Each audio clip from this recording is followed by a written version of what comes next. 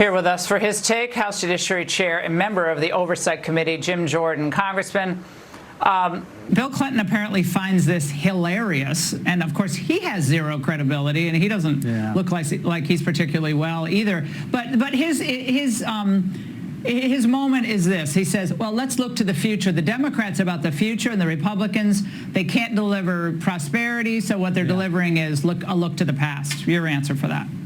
Well, first of all, Democrats knew he wasn't up for the job, and we know that they knew that because they wouldn't give us access to the audio tapes from Special Counsel Hur. We tried to go to court to get those. They said, no, you can't have those, even though they gave us the transcript. And then the real proof that they knew he wasn't up to the job is when they said, you can't run. We're kicking you out, and we're putting Kamala Harris in. And so for someone to say, no, he could handle it all, even your own actions as a party prove that he couldn't. Now, will we find that they actually made decisions, whether they signed things, did things? I think the only way you're going to know that is if we can get a whistleblower who comes forward and says, yes, there was serious talk about the 25th Amendment. There were actions taken that Joe Biden didn't know what was going on, and people went ahead and did things and made decisions. I think we're going to need a whistleblower, but you can't get that until you start this ball rolling and start the investigation that Pam Bondi's going to do and that Chairman Comer and the Oversight Committee have undertaken as well. Congressman, for the lay people out there, are there any actual criminal charges, fraud charges, anything that could be brought in a court of law, or is just for fact-finding purposes or shaming purposes so it doesn't happen again?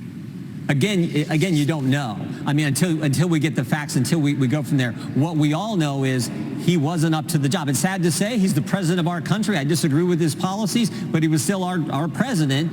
But we all saw that on the debate stage, and we saw all kinds of things prior to that that confirmed he wasn't, he just couldn't handle the job. And again, I go back to the fact they wouldn't give us something that was in the special counsel's report, a privilege they asserted that I thought they'd already waived when they gave us the actual transcript, written transcript, I think just confirms where they're at. But the big takeaway for me is the mainstream, the left-wing media. I mean, the idea that they told us for 4 years Joe Biden's just fine, and now they're making money telling us, well, he really wasn't, and they're coming clean with their story, whether it's Jake Tapper or Karine Jean-Pierre, makes no sense. I always say, Laura, the left has a template. The left will tell a lie.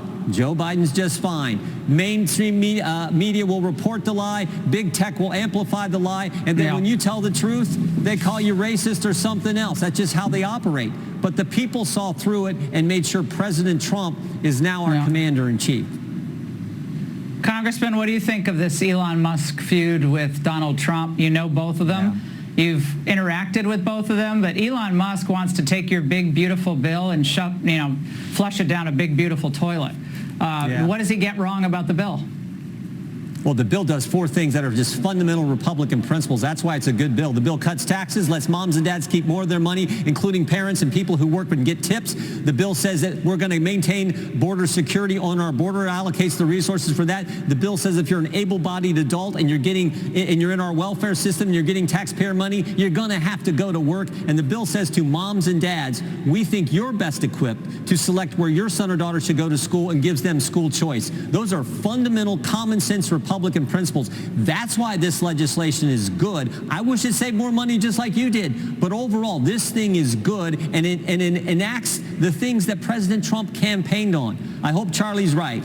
I hope President Trump and Elon work this out and it's reconciled. I think that's for the good of the country, the good of the party. But this legislation is a good piece of legislation. That's why I supported it, and I think it'll pass. Is it true that it's the libertarians, they push for getting rid of the EV tax credits, correct? I mean, those could have been phased out slowly, I guess, but I think Elon was really torqued at that. And, as are a lot of people who like these alternative, types of vehicles. Yeah, that's part of it. There is a phase out for a lot of it. There are good things in this legislation. I understand the deficit situation. I understand the $37 trillion debt. We do have to begin to save more money. But in the end, when you do those 4 things, cut taxes, secure the border, make sure able-bodied people who are getting your money, your viewers' money, have to go to work, and give parents school choice, those are good. And the Democrats here's the other reason you know this bill is good. Because all the left hates it. Because they don't like those. They don't like those four things that empower people, empower families. They want people dependent on the government, not being empowered like this legislation does. All right, Congressman, thank you very much.